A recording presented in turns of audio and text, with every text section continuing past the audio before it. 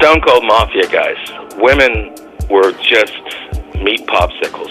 These guys are all sociopaths. In this episode, I'm sitting down with a man named C.W. 1975, he ended up in Boston's combat zone with $10,000 in cash and an ounce of cocaine. He tells us his wild ride hanging out at the 2 o'clock lounge, strippers, sex, and murder. Buckle up. It's a good one. So I have been eagerly anticipating this interview ever since we first started talking. Just the lead-in. We have had some good conversations, I'll give you that. Yeah, just the lead-in of, I showed up in Boston with $12,000 in cash has kind of been like chewing away at me like, well, how did he get it? What did he do for it? How long did everything else that you've told me has kind of piqued that curiosity even further. So we have some time now. I would love to just jump in with some questions and let's kind of get down the trail of how you got to Boston, why you ended up here, and some of the things that happened while you were here. My life back then was pretty complex. What was I, 24 years old? And I was married to this amazing woman, very intelligent. She taught poetry at the University of Pittsburgh, but she was a psycho. So, things kind of went south. She tried to stab me once in the kitchen, and another time we were having makeup sex, and she tried to brain me with one of those 1-liter returnable solid glass Coke bottles. It was an overhead swing. Woof. So in the middle of sex, she tried to hit you with a bottle? Yeah, she was, in the cowgirl position, and I closed my eyes and I heard the bottle scrape off the edge of the nightstand, and I thought, that's an odd time to reach for the bottle. I looked up, and she was on the downswing using both hands, trying to brain me right between the eyes. She might have been bipolar. That's before we were talking about people being bipolar. But yeah, sometimes she'd be really depressed. Other times she'd be super elated. Right. And the $10,000 came out of a scheme that she cooked up, in that Pop kept like 5 sets of books, 2 of them in his head. He had one for the IRS, one for the bank, one for this, one for that. And in the process of building this sort of fake empire, he created a trust fund for all, me and all my SIBs. And so Linda, my wife, got wind of this and knew it was a fake, wanted to roast him over it, so she orchestrated this thing where I cashed out my quote-unquote trust. I got $10,000.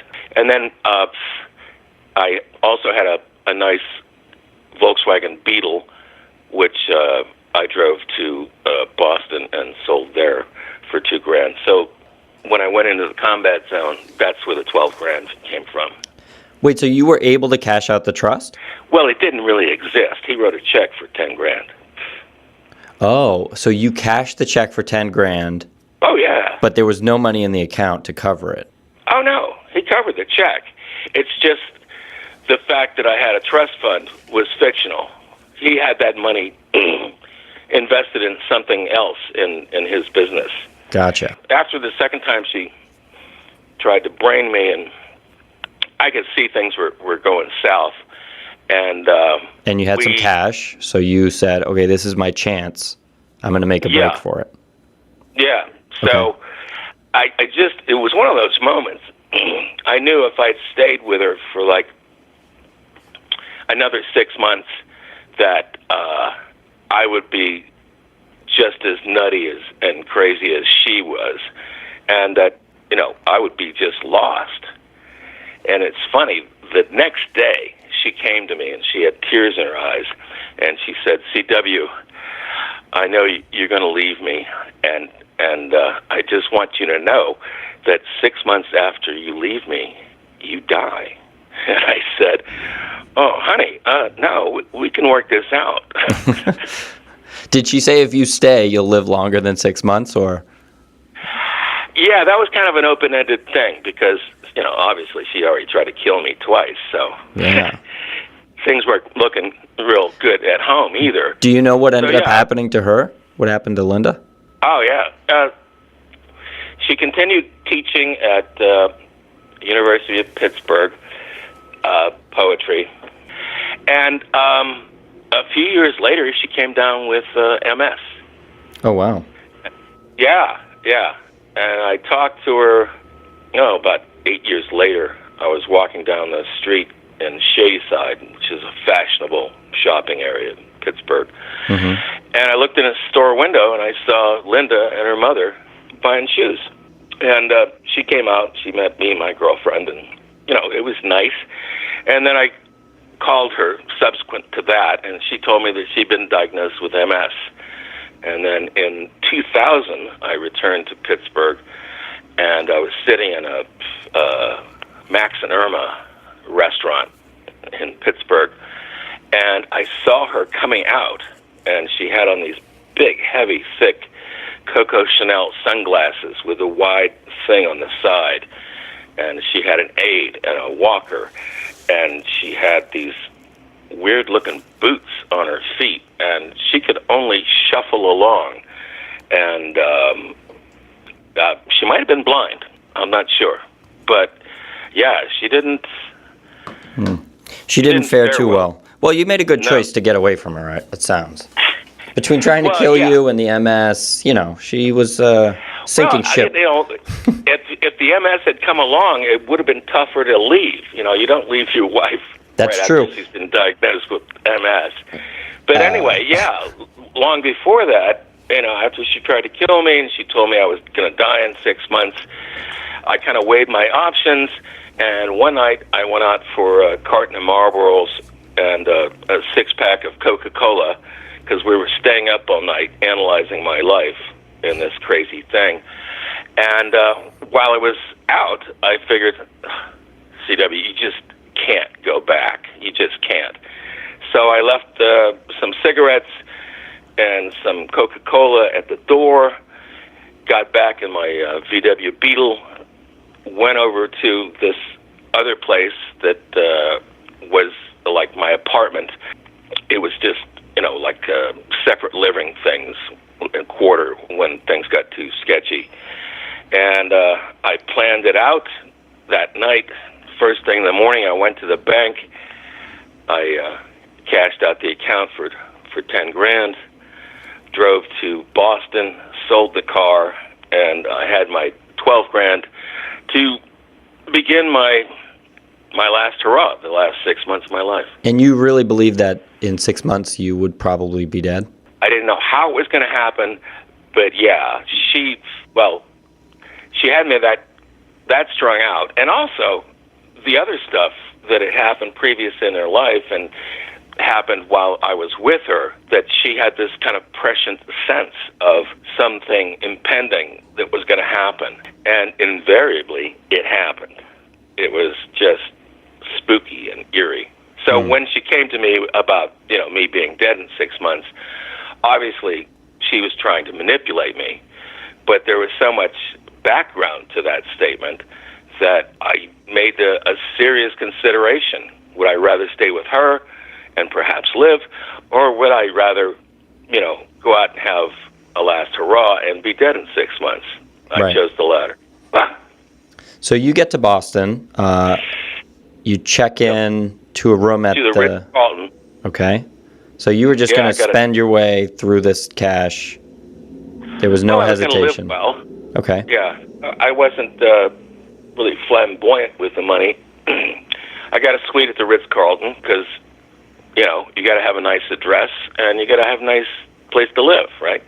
Is that something your dad taught you? I don't know. Well, yeah. Pop was always about quality. Spend the extra 20% and get quality. Okay. It'll pay dividends later on. Right. People notice those things. And plus, I think Aristotle Onassis once said that his first address in New York was on Fifth Avenue, but it was literally a broom closet. And he said it was more important to spend all his money renting out that broom closet so he could have a Fifth Avenue address than it was to have a nice place to live. Right. Yeah. So I chose the Ritz-Carlton overlooking Boston Garden, and ingratiated myself to the staff because I just like kitchen people, and just generally, I've always had an affinity to the staff of restaurants and hotels. So when I showed up in Boston, and I couldn't wear my preppy business stuff that I wore, to my dad's company every day. So I went to Louis and I bought three-piece suits. They were lightweight wool. One was white, one was powder blue, the other one was like coral or salmon.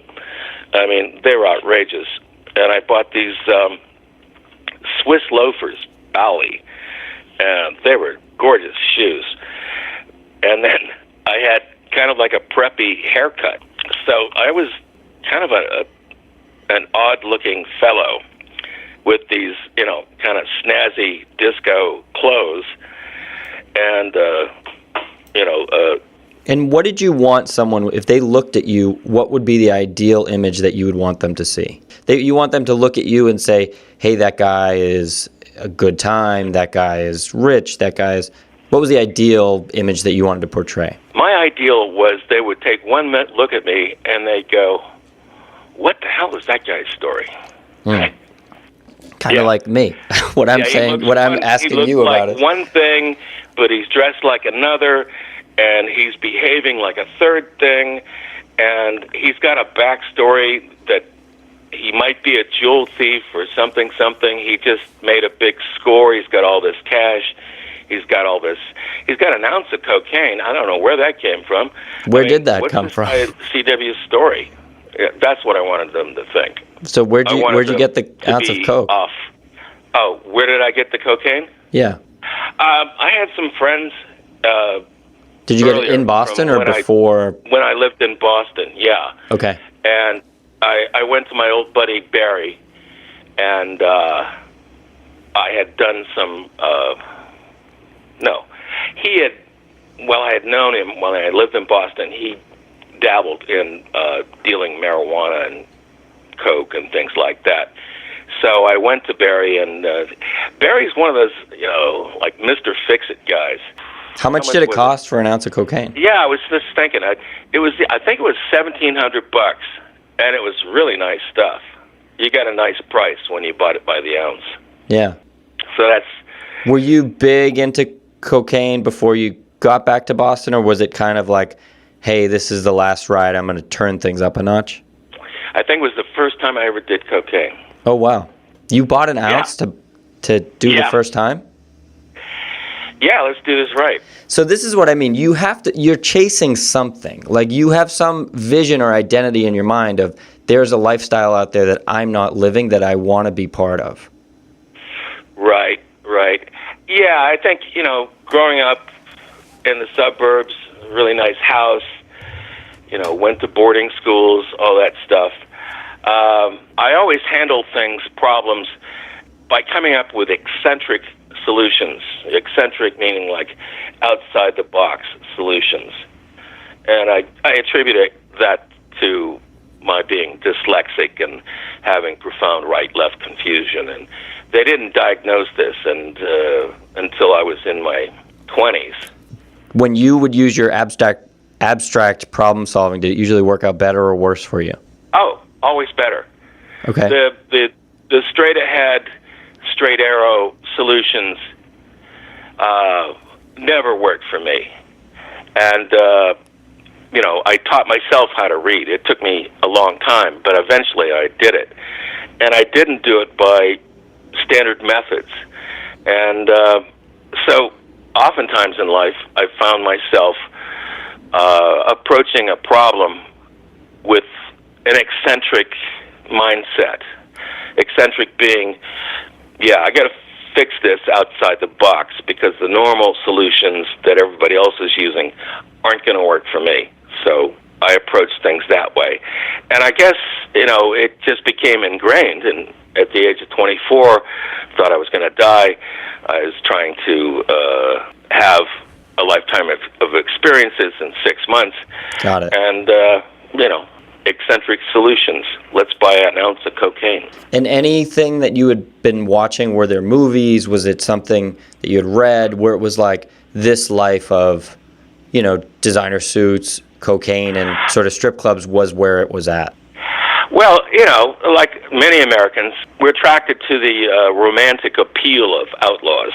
And, being a person that's solving his problems with eccentric solutions, being an outlaw might be, one of those big solutions.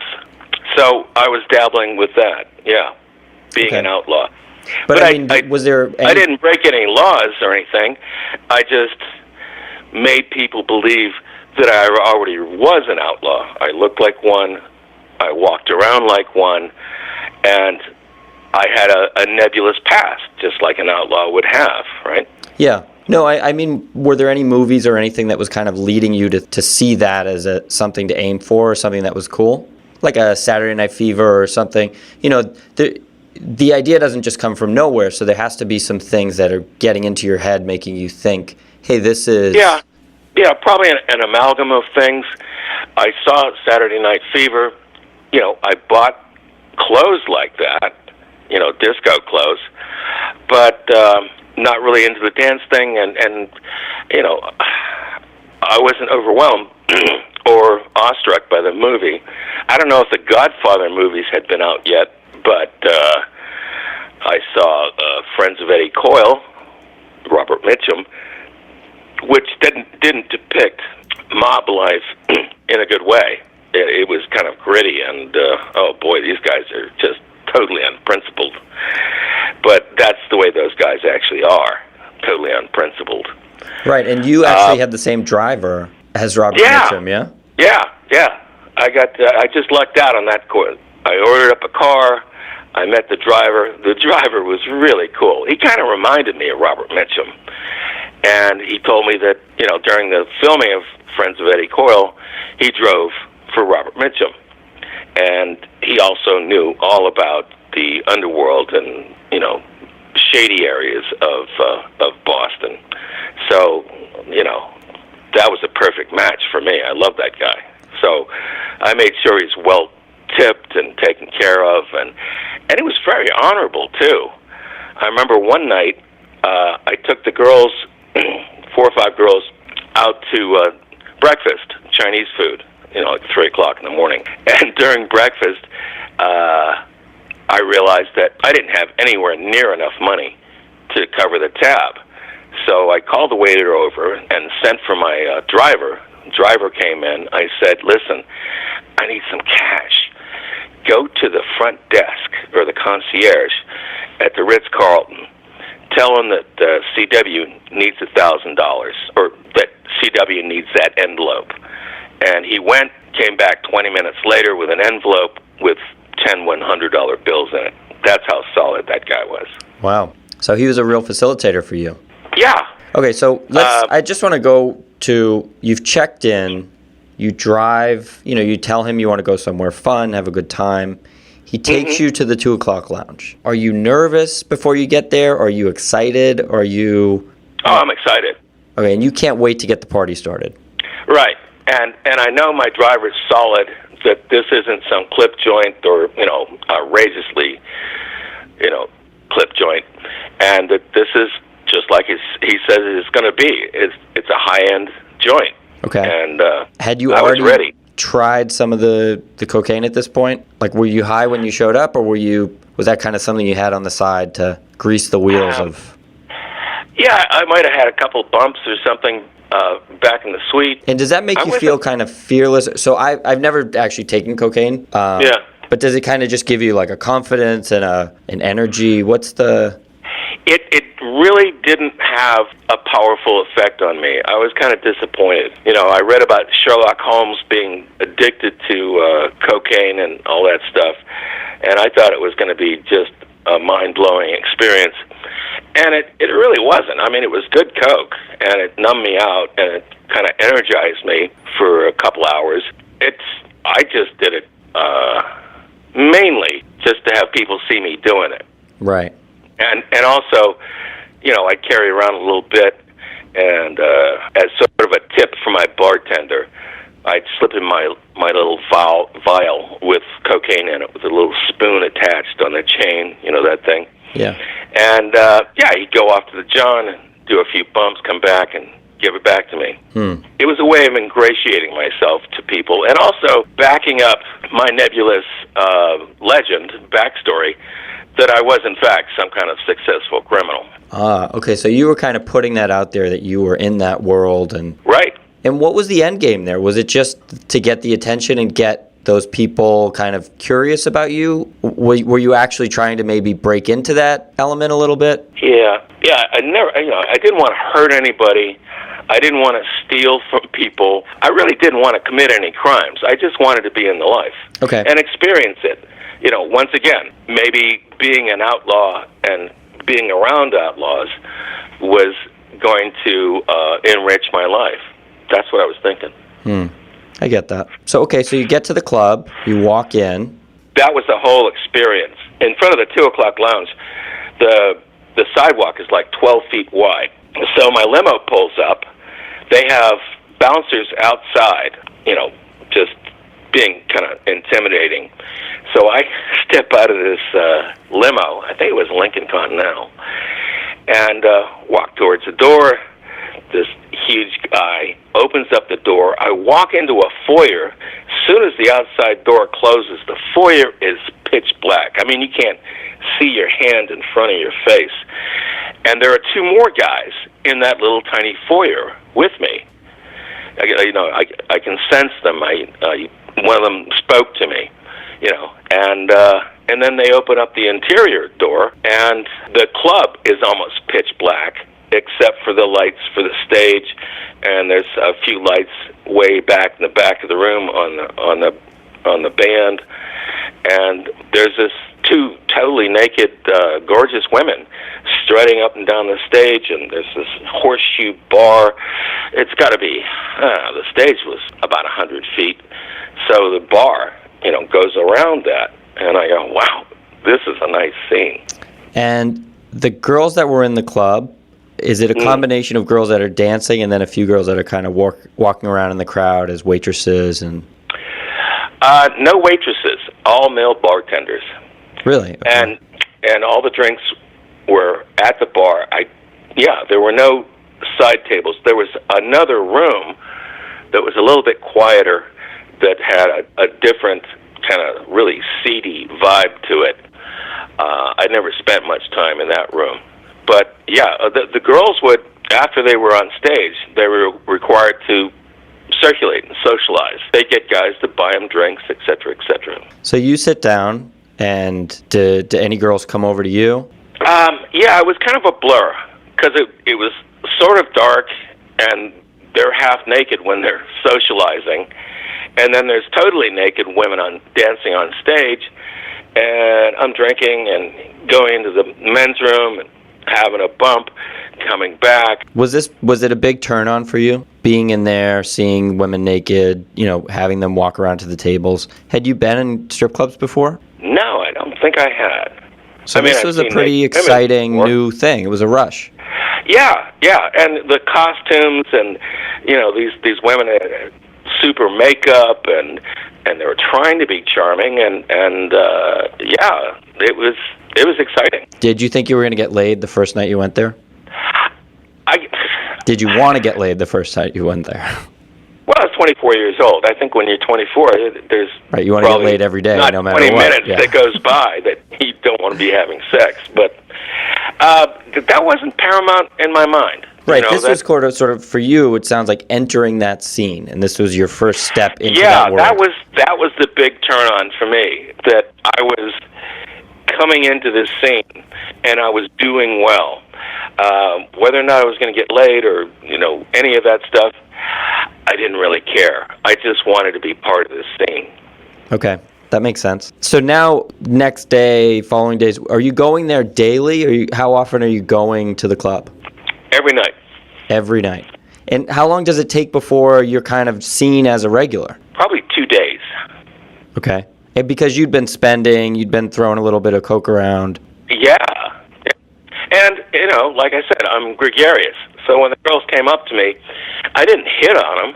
I talked to them, and I made them laugh, and we talked about things, and And, I honored their privacy, and I gave them a mysterious backstory about myself, which they found intriguing. And so I was getting a lot of attention from girls. In fact, maybe like the second or third night, this one feature dancer, Jackie Brokey, propositioned me, and she became kind of my girlfriend. So she invited you back to her place. Did you have to pay for it? Was it just she was just wanted to spend time with you? Never paid for anything directly to her. But yeah, there was cocaine, there was gifts, there was lunch. One time I took her on a picnic, and it was so sweet. The kitchen staff, I went down there. I used to hang out down there a little bit. And so I told them I was thinking about doing a picnic. They said, "Oh, yeah, we'll fix you up a really nice basket." And I go, "Oh, wow, that's cool." So it was like fried chicken and, all the trimmings in this lovely basket. And my driver took us out to Marblehead and left the car for like 20 minutes, half hour, while Jackie and I had our little treat, and we had sex in the back seat of the car and took a little walk around Marblehead. So, yeah, I was doing nice things for her. Was she the only woman that you were seeing at that point? Yeah, well, she's the only one that I was having sex with. I was being friends with a bunch of other girls because I was popular. Yeah. Was she jealous? Was she easygoing about it all? No, she was married, and her husband was out there on the West Coast. She had done some porn, and so, sex with her wasn't such a big deal, and it was just another means of commerce, I'm sure. Was it a big deal for you? Was it great sex? It was pretty darn good. I mean, she was a professional. She was good at it. That's what I mean. So was she wild? I wasn't falling in love with things? anybody here. No, nothing like that. I was 24 years old and horny all the time, and here's this beautiful redheaded woman that's, a terrific body. She's a dancer, and she's taking care of all my sexual needs. I was fine with that. Was she a real seductress? Do you feel like she was playing you at all, or do you think she was having as much fun as you were? Oh, I'm sure she was trying to play me, but I created this persona that, kind of made me invincible. I couldn't be played. Right, because they were playing up the wrong tree. Right, and, I didn't tell any of them that I knew I was going to die. So whatever they thought was long-term, short-term, I just wasn't engaged. So, it was kind of mystifying to them that all these girls were trying to, find some sort of hook for CW, and there wasn't any. And they couldn't get one, which made me even more intriguing. You see what I mean? Yeah. So how long were you seeing this one woman? Did you stay with her for a while, or did you kind of jump off to somebody else quickly? Something happened after a few weeks. She realized that during her last porn flick, she got impregnated by the guy that owns the publisher for Screw Magazine. I forget that guy's name. Anyway, yeah, he was kind of a figure back then in the porn industry. Anyway, she realized that she got impregnated by him, and she went to New York to get an abortion. And while she was away, she didn't want some other dancer, getting into her action. So she hand chose this other girl to take care of me while she was gone, and that was Fanny Rose. Wait, so she has to leave. She couldn't get an abortion in Massachusetts at that time? Apparently not. Okay. And she says, this guy's going to have a wandering eye, so just to shore things up. Well, it was not so much about me. It was about every night I was in the club, there were like 6 of these dancers hitting on me every night. So you must have been getting some attention from the managers, from the owners of the club, if they're seeing you there. Oh, yeah. And those guys were made guys. They were legit mafia guys. The owner of the place, he's kind of this short Italian guy in his 40s, cigar chewing. The assistant manager, He was working his butt off. He was semi-hooked up, but the owner of the place was always giving me like walk and talks around the club, showing me different things, ways to spend money, do this, do that, and kind of in a like a crab sideways fashion, try to get me to invest in some of his schemes to make money. And in typical mafia fashion, all his schemes were like really seedy and creepy. And you have an example of a... Oh, sorry. Do you have an example of one of his schemes? Yeah.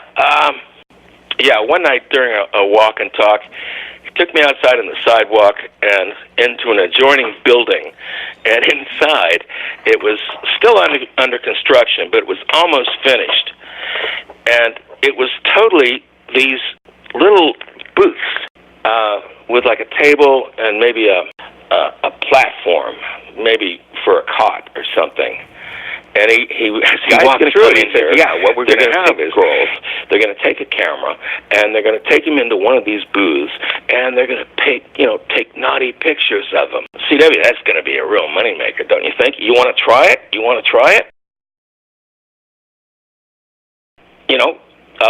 When we open up, and, we got girls in here, you could come in. You could do that. And I go, that sounds great. That sounds great. When's this going to... Oh, man, I got this thing out of town that I got to do. I'm not going to be able to be here for that. And, so he kept on doing that. And did they see the girls as... Did they even see them as people? Stone Cold Mafia guys. Or were they just a commodity? Women were just meat popsicles. These guys are all sociopaths. Right. And did you ever see any violence or anything in the club or around the club?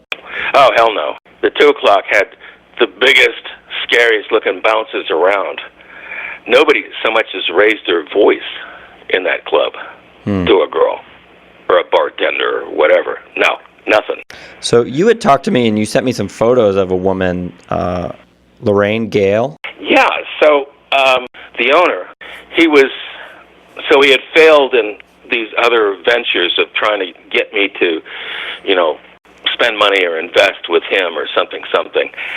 So his final attempt was, during this one walk and talk, he took me into a sidebar in the 2 o'clock, which is kind of quiet and better lit, and there sitting at the bar was Lorraine Gale, and across the bar from her was a bartender who shortly thereafter I realized was her boyfriend.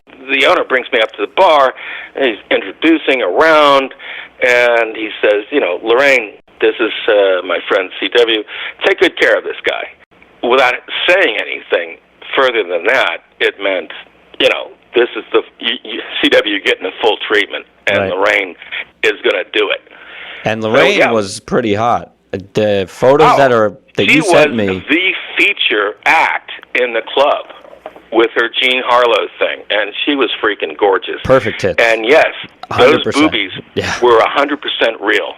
And if you want to see them, dirtyoldboston.com. They're in the blog post for 2 O'Clock Lounge. They're pretty close to as perfect as you could get. Yeah.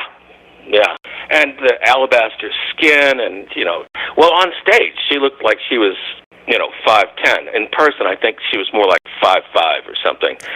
But she was elegant, beautiful, and a terrific dancer, and she had these outrageously gorgeous, expensive costumes. And the band had special music for her. She was the featured dancer. I don't know. She must have been making like $1,000 a week, maybe $1,500. Wow. So they arrange a date for you. You're supposed to hang with her, and you know what comes along with that. Right. Were you excited about that? Were you ready for it? I was a little bit leery. I mean, she's the featured dancer.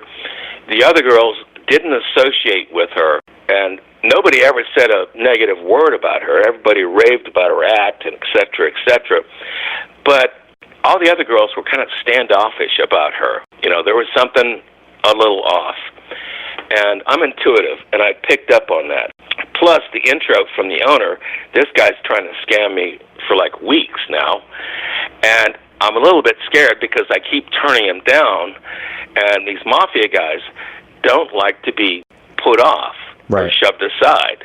You know, they demand respect, and when they offer you something, they expect you to take it. Yeah. You know, and then be beholding to them because you took the gift, right? So Lorraine Gale is this super sparkly, gorgeous gift, and I'm quite frankly scared to death.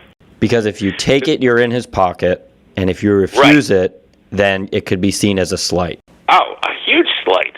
I mean, my God, she's gorgeous. She'd be mad at me. The owner would be mad at me. I mean, there was just no elegant way out of this. I had to get out. I was scared. It was getting too real. You know what I mean? I get it. So we're sitting at the bar, and I got my cigarettes and my gold lighter there. Yeah, it was like a gold Dunhill lighter, really nice one. And I went to the John, came back, and Lorraine and the bartender are kind of like winking and smiling at each other a little bit, kind of weird. Something happened while I was gone. So I sat back down, and I reached for my cigarettes, and the lighter's gone. So you think one of them stole your lighter? Yeah, probably Lorraine. She was the brains of the outfit. Right. The bartender was just a big guy. So they, you know, Lorraine continued to buy me drinks, and the bartender was lighting my cigarettes. I didn't say a word about the missing lighter, like what happened to it or nothing, because that's not going to end well. And then Lorraine starts talking about, you know, well, let's go someplace else. And I go, oh, you know what, Lorraine? I got upset stomach. It must have been something I ate. I keep going to the John, and boy, I gotta get back to the hotel. And I left. Nobody questions diarrhea. Right. The one great excuse. So you leave, and so does this count as you've rejected her, or you think you made a clear exit because you had the excuse of... I know. Yeah, it was kind of iffy. And I didn't like the way the whole thing was setting up. The owner was being persistent, and he had upped the ante. And, you know, it was obviously a rip-off situation because Lorraine Gale just stole my, you know, $110 Dunhill gold lighter. Yeah. I mean, come on, man.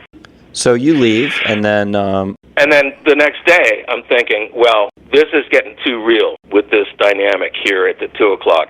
I got to get out of here for like a few weeks, let things die down. So I took Fanny Rose on this shopping spree, and I bought her, in the photograph, she's wearing this like full-length negligee. I bought her that was like $300. It was really nice. And I bought her this gorgeous opal ring.